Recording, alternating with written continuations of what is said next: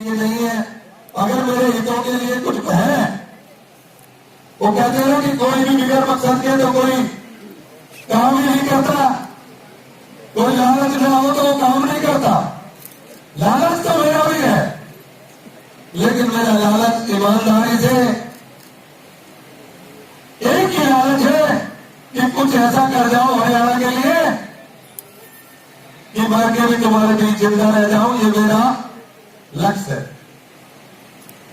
और उसको करने के लिए करने वाला तो परमपिता परमात्मा वाहिगुरु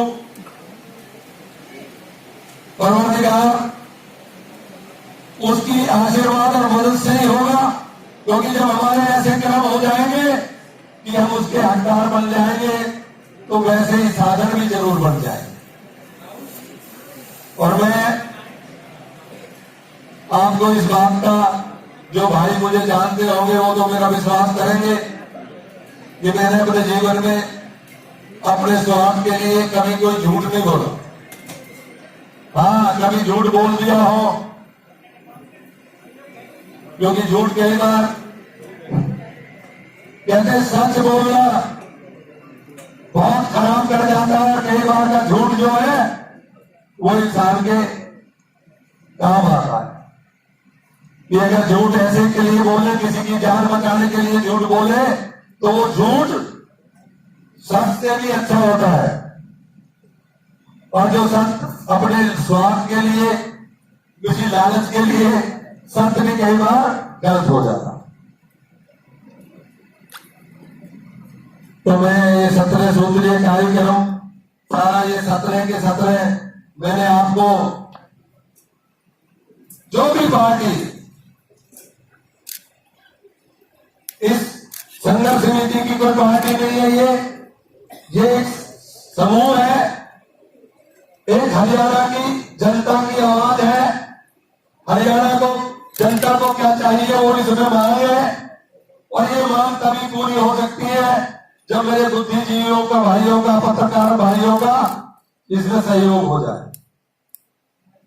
और मुझे उम्मीद भी है कि सच के लिए, इस हरियाणा के लिए, अपने देश के लिए, क्योंकि रामराज अगर कहीं से लाया जा सकता है तो वो हरियाणा है, हरि की भूमि, जहां से रामराज की स्थापना की जा सकती है।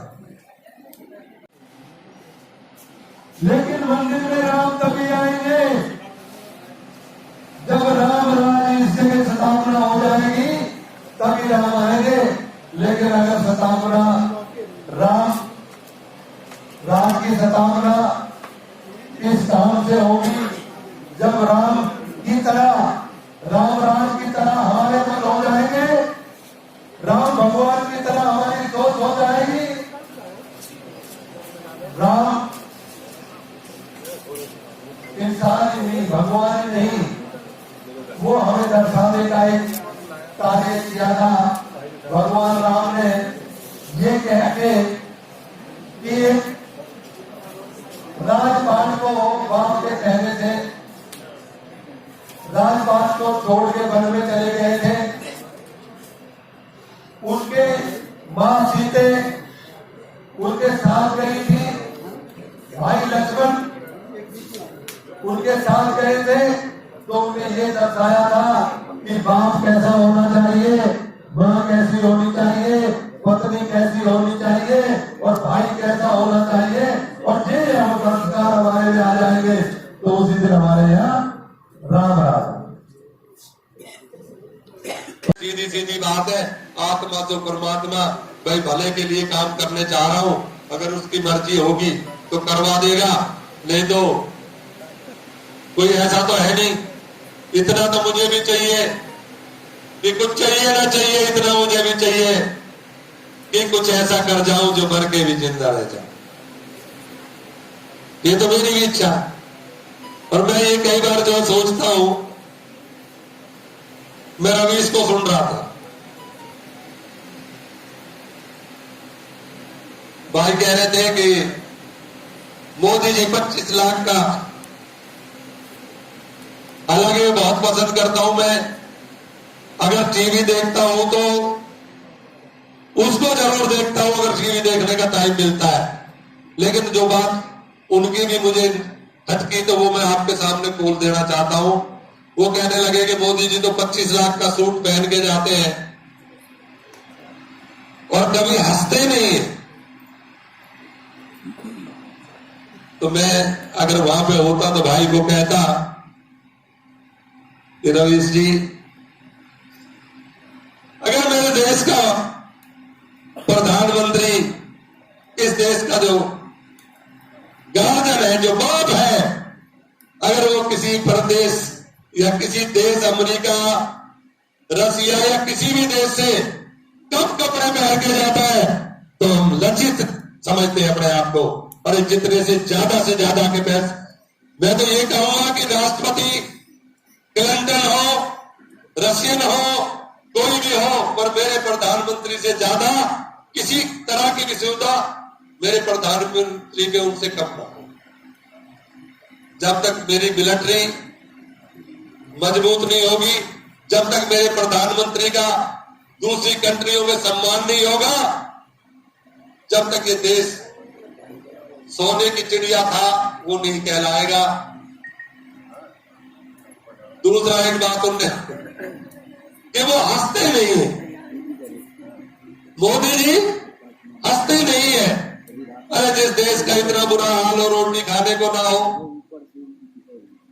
दुनिया भर की पार्टीबाजी हो, दुनिया भर की समस्याएं हो, एक घर में मेरे में अगर कोई कलेश है और मैं अपने बच्चों को सही से कपड़े, रोटी, मकान नहीं दे सकता, तो क्या मुझे घर में हंसी आएगी? तो मैं तो यही कहूंगा, शायद वो इसलिए नहीं हंसते हैं कि वो कुछ करना तो चाहते हैं, लेकिन कोई ना कोई अड़चन उनको करने नहीं देती है। क्योंकि कुछ लोग, बहुत बड़ी बात करने जा रहा हूं, कुछ लोग तो हिंदुस्तान बनाना चाहते हैं, और हो सकता है कुछ लोग उनमें से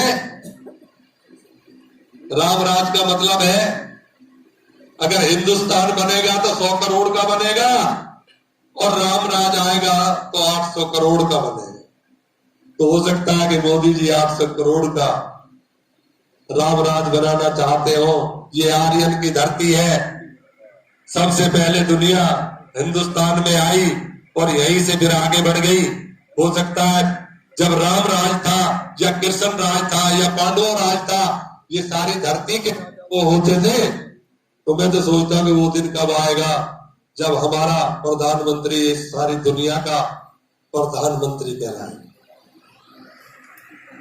और क्योंकि हम इतने मजबूत हैं हिंदुस्तानी कि हम वो काम कर सकते हैं, बशर्ते हम इसे करने का सोच लें।